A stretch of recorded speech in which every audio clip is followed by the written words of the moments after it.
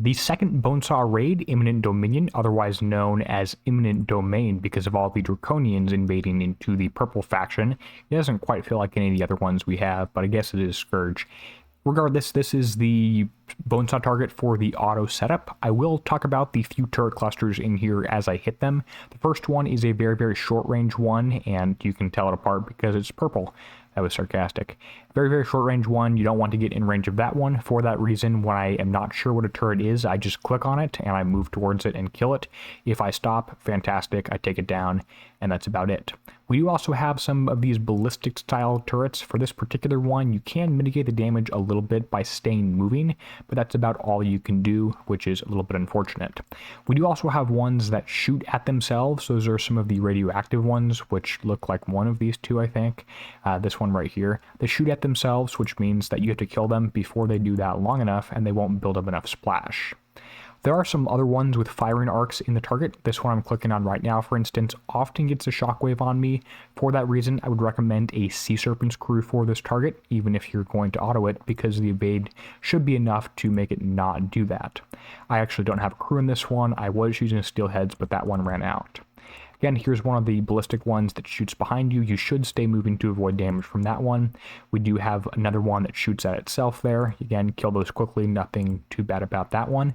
And then there's these ones right here, which if you click on them and auto it basically, you stop and don't take any damage, which is probably one of the better ones in the target. Bottom turret cluster here is already engaged the Draconians over there. I'm going to click on the turret that shoots at itself so I get this guy killed before he charges it up and does splash all over the place. And then of course the two that are actually shooting at me, I want to take those down pretty quick. We do have a kind of strange Spider-Man looking web turret here. I try and kill that one pretty quickly just so I can drive around and in sort of wherever else I want in the rest of the target, which is again at the other thing shooting at me. We've got 3 turrets here. This one right here is ballistic shooting behind me. We have a very, very heavy turret that has an arc displayed, but before I get into range of that one, I do want to make sure I take down the stationary turret that has a very short range. Once those are dead, I can loop off to the left side and avoid all the enemy fields. I did describe what they were in a video last month, but to be honest, I've forgotten. I think, oh, I'm in range of something. I think that this one right here, the white one, reduces your projectile speed and is a slow field. And then the yellow one is probably radioactive damage. And again, just press auto on this turret. Yellow is probably radioactive damage, and the red one I think increases the effectiveness of enemy turrets, increases their damage, and gives them a reload percentage to decrease their reload time, or maybe that's the white one. I could watch the video I made last month or something. Regardless, stay away from them, and I don't really pay enough attention to the red one to avoid the turrets when it is over those ones, but if you're trying to get damage as low as possible, you probably would do that.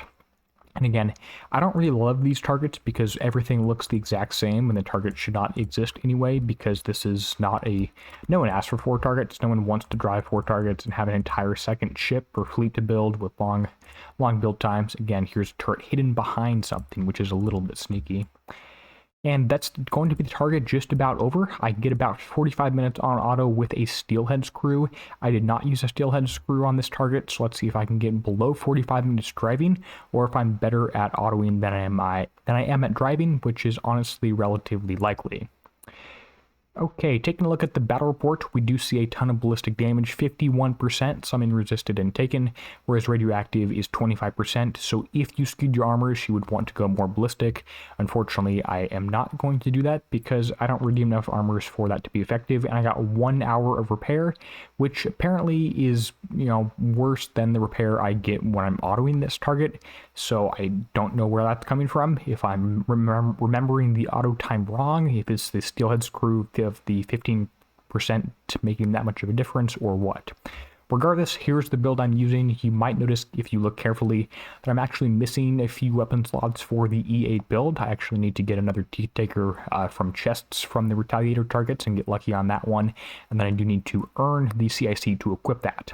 In terms of the officers, captains, etc., I did happen to get the lucky captain on the first one of the earlier rolls from the first raid, and then next is a random 2-star silver crew.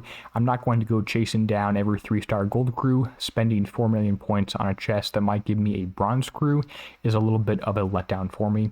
But I have been getting the armors, etc. from the Forsaken mission if they've been in there, so those ones are actually looking pretty good, and the weapons actually even have a few legendary ones in there. If you've got thoughts on the build, let me know. This one should be a pretty basic one, but honestly, I'm just going to auto the 1202 for the next few times I hit it. If you got questions, go ahead and let me know, and I'll do my best to get back to you. With that said, I want to give a huge thank you to the channel members whose names appear on the end screen now. They're helping make these videos published the first day of the raid possible. With that said, until next time, this is Derpy, signing out, helping you be a better pirate.